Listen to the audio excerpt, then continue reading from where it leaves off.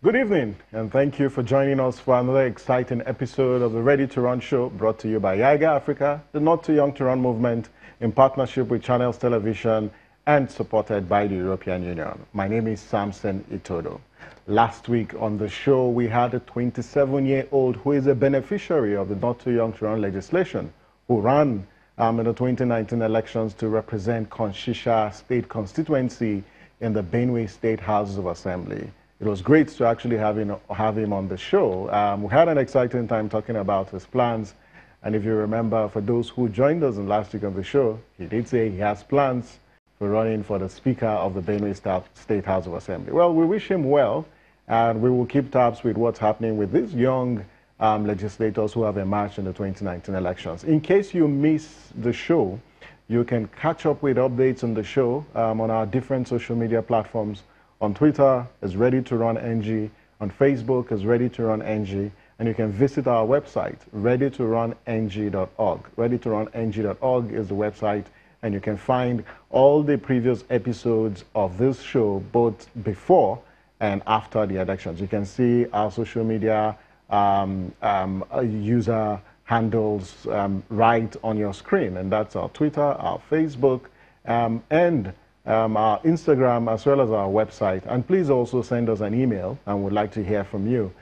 Today is the 9th episode of the show. I would like to thank all those who have been watching this show, who have been sending us comments, feedback via our emails. It's so exciting to hear from you.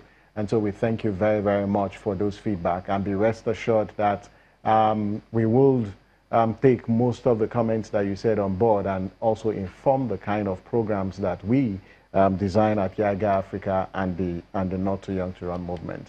Earlier this week, something very, very interesting hit the airwaves, and some might consider this very condescending to a lot of young people. The SY presidential candidate of the Young Progressive Party, Professor Kingsley Moghalu, shared his disappointment with the process, and he said something about young people. And perhaps let's look at what he said about young voters. And in his words, he said the biggest disappointment was with youth. The youth vote was absent. They made a lot of noise. They rant and rail, but you will not see them on voting day. And when they vote, they don't vote in line with their rhetoric. And that's quoting Professor Kingsley Moghalu when he was talking about young people. But as you know, democracy is a game of choice. And people are free to vote for candidate of their choice. And my dear Kingsley Moghalu, there's the same right that you have to run for office. That's the same right that young people also have, to vote for who is their candidate and the candidate of their choice. Yes, we agree that to a large extent, when you look at the level of voter turnout, it's quite disappointing. But we do think that a lot of young people also came out to run and voted for candidates of their choice. All 73 presidential candidates had to campaign and get the youth vote. And for the records, what may be considered as a dismal outing actually ensured that over 100 young people emerged elected. And that's a historic feat in this country. And that's why today we're also celebrating a lot of young people who actually ran and won. And today on the show, we will be featuring a 28-year-old member who's going to be a member of the State House of Assembly in Nasarawa State, who also ran. And so I don't think the disappointment is actually with young people. We can't say for a fact, because INEC has not come out to say this is the total number of young people who actually came out to cast their vote. Whilst we encourage more participation, it is important that we also give credit to a lot of young people who ran the campaigns of most of the candidates, including the campaigns of Kingsley Moghalu, but also came out to run for office. And so young people are not a disappointment.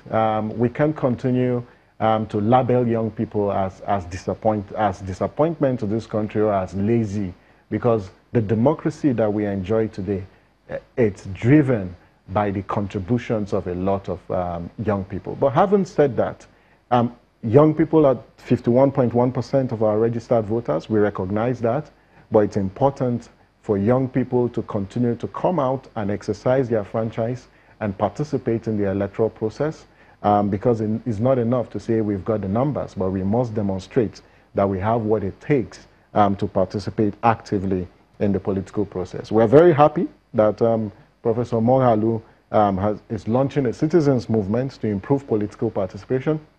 It's a welcome development, and we actually support that.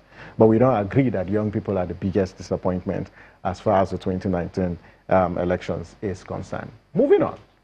It has been established that the development of a country begins with the participation of both men and women. And when you talk about democracy, democracy is government of the people, by the people, and for the people.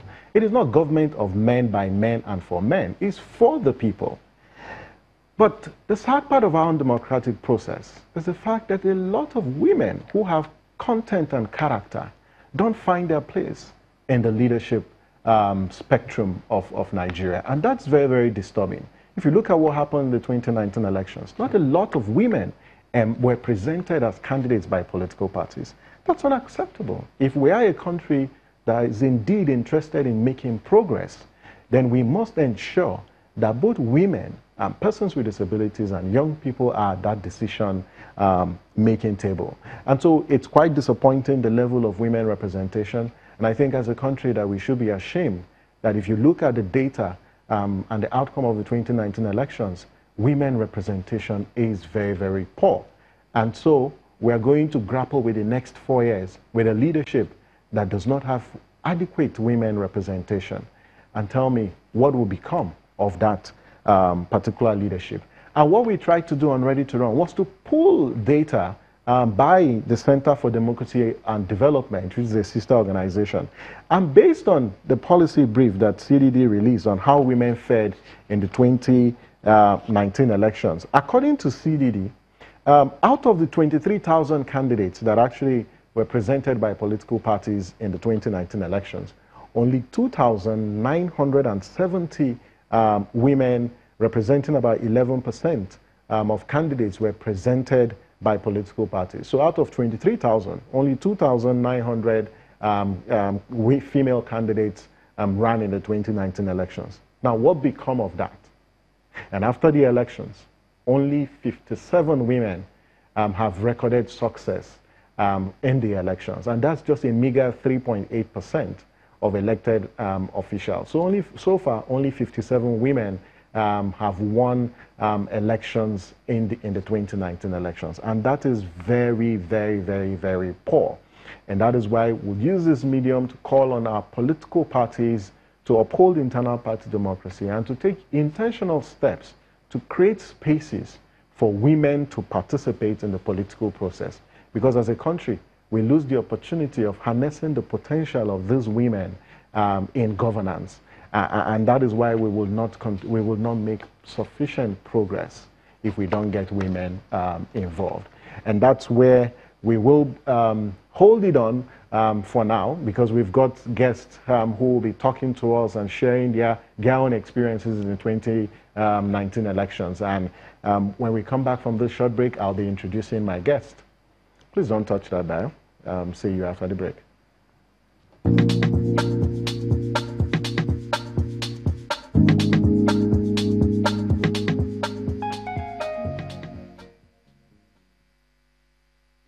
I want you to know that the outcome of the election reflects where the Nigerian people are at this time. It's not a reflection of me. It's not a reflection of my candidacy. It's a choice that the Nigerians themselves have made that, well, this is where we want to be at this point. They had the information. We provided them the opportunity, but you saw that most of the voting predominantly went to the APC and the PDP. The biggest disappointment was with the youth. The youth vote was absent. They make a lot of noise. They rant and rave on social media, but you will not see them on the voting day. And when they vote, they don't vote in line with their rhetoric. So you find, therefore, that Nigeria's citizens are still, politically, in terms of political development, we need a lot of work. Voter education. Politically lethargic? I think so.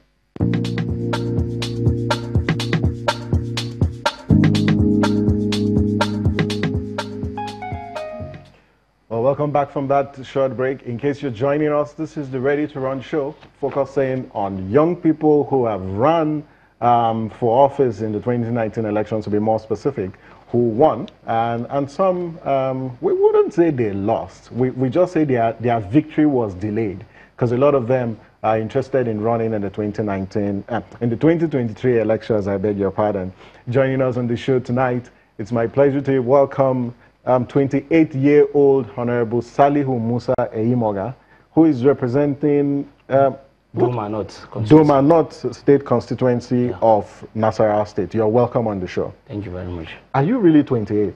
I'm 27. Oh, you're 27? Yeah, I'll be 28. So I must have misled people on my Twitter handle yes. yesterday, and someone was saying, I'll be 27 oh, no. July 20. Is that your football age, or is that your politics age, or your actual age? That's my age. That's your actual age. Yeah. So how does it feel to have contested for elections and have won? Is this your first time? This is my first time, actually, for contesting for this seat, and I won. How did you win? I won because I engage in door-to-door campaigning, and I make sure people have faith or believe in what I'm telling them and the style of my campaign. What did you tell them? I actually, people they need change, you understand? So basically, let me say, in my own constituency, and people like myself were not tried before, so they just feel their age mate, a youth needs to be, tested also, so that we'll see how the whole thing will go. And that was why I started, and people supported me, and as God will have it, I emerged the winner. Like I always tell people, Nasarawa State was very notorious for cancellation of votes in the 2019 elections. And that's a strategy that was used to suppress voters of votes of actually opposition parties, or depending on which side of the divide. Did you use that tactics for elections? Or you won in a free and fair and credible process? Actually, there is no single election, that will come and go without any act of manipulation. So people tried to manipulate, but then we make sure we have a strong strategies to, there is this policy of protecting your own vote. So we make sure after voting, we have different category of people that will, protect our vote from the voting point to the from the polling unit, to the continuous to the final collation center. So we make sure we have people that are there. So even though you want to do something funny, when you see people who are ready to protect their own, votes, you'll be scared of doing anything. So I think that's what happened. Well, that's really great. So let's move this conversation. What kind of honorable member are you going to be? Because you are now a member-elect. What kind of honorable member are you going to be? I want to be an honorable member who is ready to work with his people, who is ready to change the whole old perception of the politics. I want to be an honorable member with the style of, teamwork, you understand? And somebody who his public interest will be first before my own personal interest. So is that the honorable member you're going to be? By the special grace of God. That's because our listeners and your constituents are watching, and they also like to know, perhaps, what are you going to do the first 100 days of being in office, or sitting in that hallowed chamber as a member of the Nasarawa State House of Assembly? Well, I am voted as to legislate, not to occupy the position of an executive. You understand? But as a legislator, I have to work with my colleagues, my constituents, the executives, and other critical stakeholders to make sure we enact laws that will be good for the common man. Tell us about these laws. What will be what will be your priority legislations that you pursue? Because I've taken time to look at your campaign manifesto. You talk about economic empowerment. You talk about development of your constituency.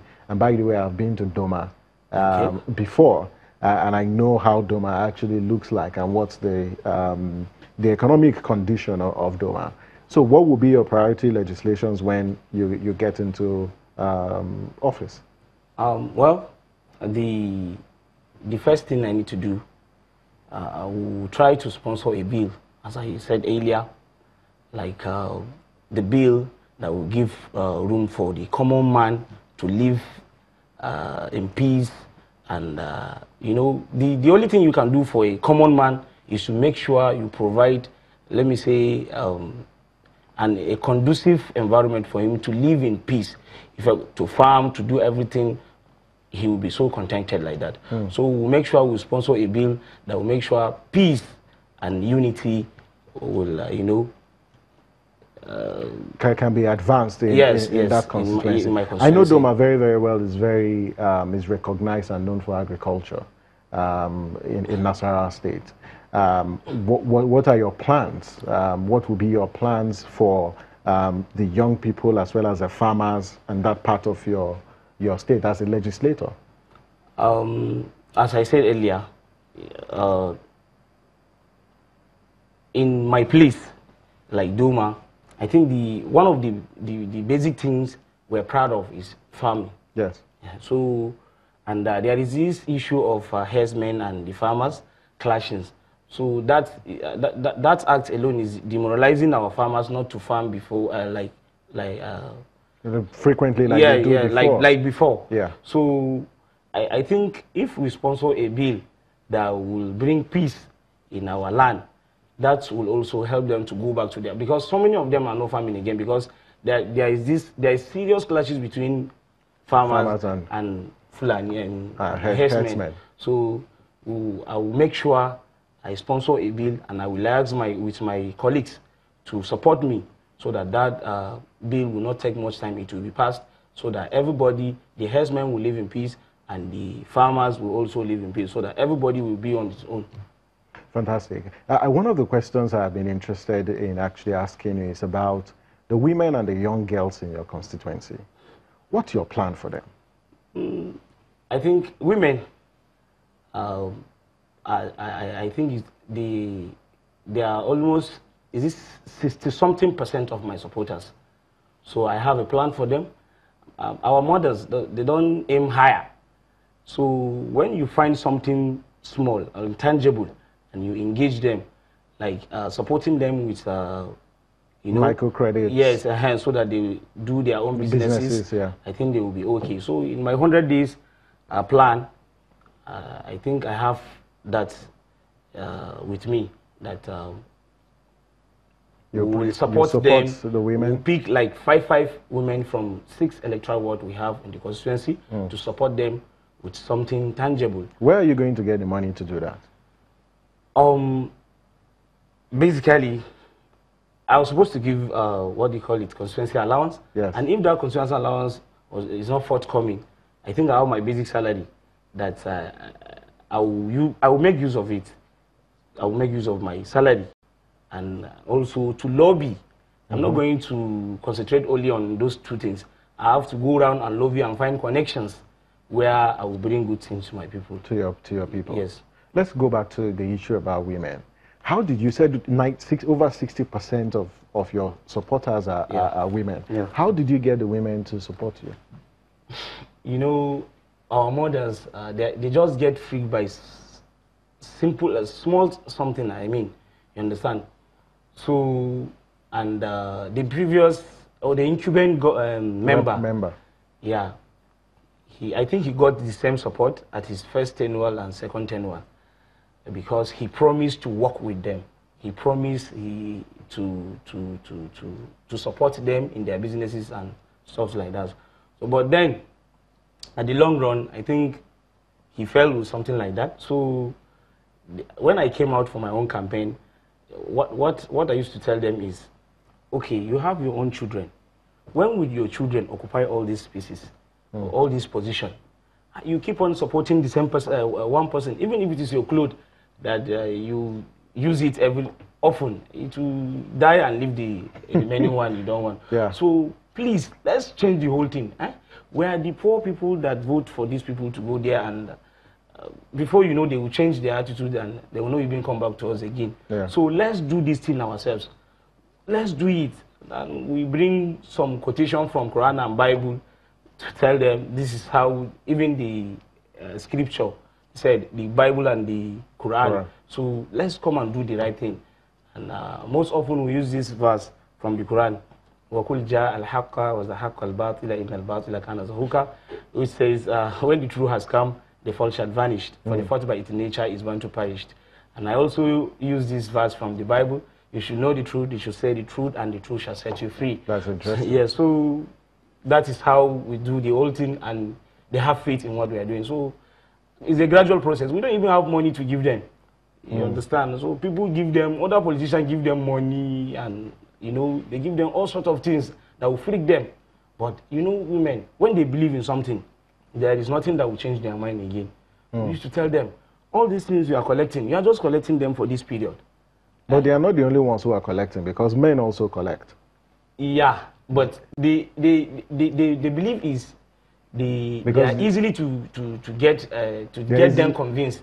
You understand? That is the belief. And, so and once women actually support you, they do it from their heart. Of course. And they do it with their whole heart without any form of distrust. Of course. But it appears when men say they're supporting you, some of them can betray you. Yeah, of course. But the women can't. They are, sometimes even, if other politicians give them money, before they use that money, they have to come back to me and tell me, Honorable, so person give me money, I'll say, go ahead.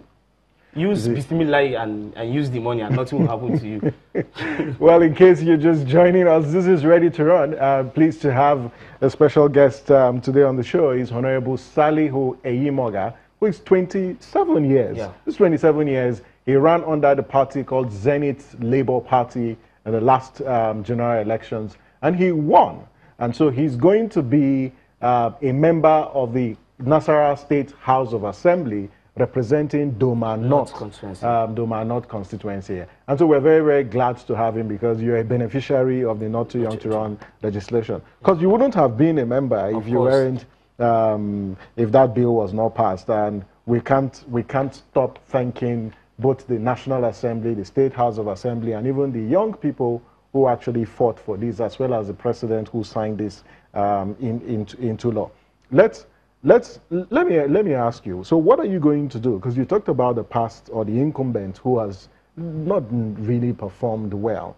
What are you going to do to avert the mistakes that the former representatives from your constituency made? That is one of the things I've said earlier. Yeah. I'm going to apply the method of teamwork. You understand? Teamwork. You make sure you work with your people. Yeah. Don't stay far from them. And make sure whatsoever you are doing, you are transparent. That is very, very important, because we have in public offices today leaders who are not transparent. So I believe when we apply that method, we're going to find some changes. Will you have a constituency office? I think there is. During my campaign, I promised to do that, but I see no reason why I should do it, because I'm going to stay with them. I'm not going anywhere. You're going to stay in your Doma, yes. In your house? Yes. So your house is going to be your constituency office? Yes. Really? I'll be going to my office and come back, so no matter what. So you'll be going to your office and come back to my local government. Doma? Yeah. Yes. Oh, that's great, because we actually look forward to that, and we're going to hold you accountable to that, and ensure that you continually stay in Doma. Well, I was going to ask, how often are you going to be interacting with your constituents? Will you have quarterly constituency town hall with them? But if you're going to be living amongst your constituents, how frequent will you be meeting? Because you know you can be living with them, but they're not seeing you. Yeah, it's true. I'm a member of NCAE, Network for Community Advancement. Is an association of youth, young, intellectual, in Doma, to be specific. So, and that association have been doing well in organizing time hold meeting quarterly. So I think I'm going to liaise with them since I'm the member, so that we'll strategize on how to be seeing our people and discuss what is our problem, where did we go wrong, where are we supposed to, and stuff like that. That's very great, and we wish you well with that. And Amen. Whichever way we can support you to actually succeed, you can always count on our support. I can't let you go without asking you this question. You are running in a very minority party. Do we see Salisu decamping in the days ahead? No. You remain with Zenith? Yes. I will remain with Zenith Labour Party. My reasons are, firstly, I have to commend on the efforts of the party, you understand, for giving me the opportunity and privilege to run my aspiration in its platform. Because even the party nomination form was given to me free at a zero cost. So I did not pay for that. And I think the logic or the idea behind doing these things was because to give opportunity to youth who feel they don't have anything to come and contribute to their own. Yes. So, and because of that, and I believe the party will still remain there and will apply the same method in the 2023 election. So I should be hoping to call, or I should be calling the youth, more people to come and join my own party so that we'll join hands together and transform or revive Nigeria to be in the hands of the youth. This is quite inspiring to hear. I want to, well, unfortunately, we have to go, because I was going to ask you what will be your last message to the young people who actually ran and lost. But maybe I should ask you, for the millions of young people who actually ran and lost in these elections, or the ones who are hoping to run in 2023, what will be your message to them? Firstly, my message for them is to remain firm, remain focused, and determined. They say he who fights and run away will stand to fight another day, but he who fights and stay will be killed and not be opportune to fight another day. So that for them to run and lose election does not mean they are not going to do again. Yeah. You understand? So that means I have to encourage them and call them. We should come and work together. And encourage ourselves towards the next election. I think that's where we'll leave it. Thank you so much for being with us on this edition of the show. It's been, I've been talking to Honorable Salisu Eyimoga, who is 27 years old and ran for State House of Assembly elections and won in the 2019 elections.